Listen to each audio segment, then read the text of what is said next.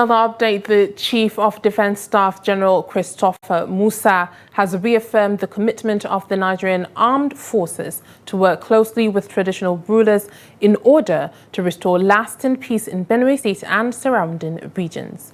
Trust TV's correspondent in Benue State reports that General Musa emphasized that the military cannot achieve sustainable peace without the cooperation and support of local leaders and communities, hence his meeting with some traditional leaders. The report.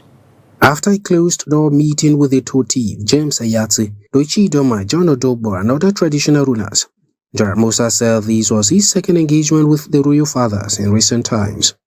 He explained that the meeting has created a genuine platform for collaboration, allowing all stakeholders to approach the issue of insecurity with sincerity and unity of purpose. Now, the challenges are those bearing arms. I want to use this medium to also warn my own personnel. I've had reasons, people mentioning that they said they were not told to attack criminals. I said no. Once a military man is deployed in any location, he is duty bound to protect himself, protect his colleague, and protect the communities he's there. He doesn't need any other issue. Anybody that is seen to be carrying arms illegally should be arrested. And if he proves wants to take his shot, he should be shot. That is the mandate.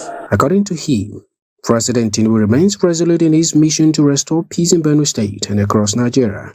The Chief of Defence Staff also disclosed that additional troops have been deployed to affected communities, particularly Yellowwater, to ensure the safe return of displaced persons to their ancestral homes. What we have discussed here, we'll go back and meet Mr. President and convey same to him, and he will give that, because some of the solutions cannot be provided by the members of the military. It must be political and it must come from the top.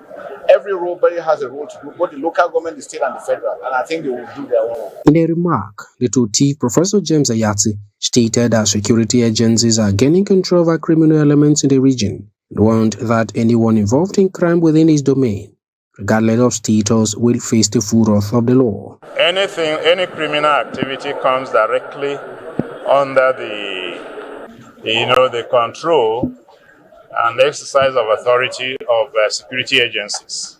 So anybody in our domain that is involved in criminal activities, the security agencies should deal with that person. For his part, Dochi Doma, Dr. John Eligo, reiterated the firm stance of traditional institution in Benue State against violent militia and appealed to armed herdsmen to vacate Benue lands to enable farmers return to their fields and reclaim the state's identity as the food basket of the nation. If there is no food, can you survive? And we are the food basket of the nation. They have turned it to us to another thing entirely, and that is why we are telling them, go. If you want to come to our land, do the proper thing, but we will profile you, identify where you are coming from, and how long are you going to stay here. And that is what we are talking about, and we stand by what we said. As consultations with stakeholders and security agencies continue, the people of Benue State remain hopeful that peace will soon return to their land.